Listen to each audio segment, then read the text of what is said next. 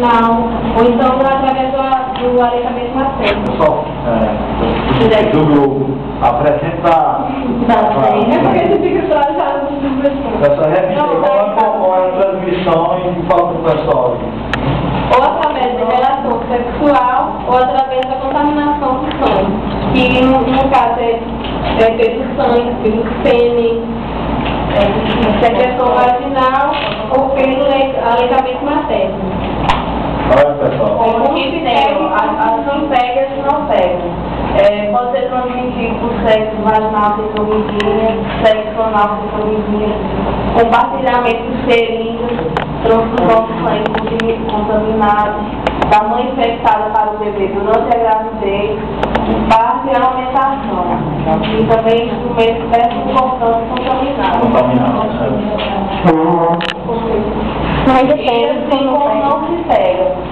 Sexo desde que os camisinhas corretamente, masturbação a dois, beijo no rosto ou na boca, suor e lágrimas, picada de inseto, aperto de mão ou abraço, talheres, copos, assento de ônibus, piscina, banheiro, pelo ar, doação de sangue, sabonete, suor e coleções.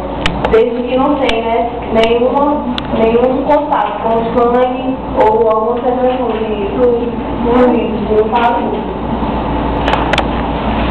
primeira polêmica danada com relação a essa picada de inseto, né? Que fala que é quando o sangue, né? Picada de inseto. É porque o vírus, ele só sobrevive na corrente sanguínea. Aí, alguém morre, não tem mesmo. Diagnóstico laboratorial.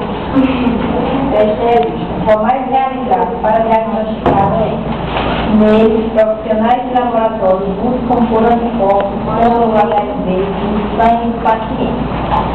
Se uma amostra não apresentar nenhuma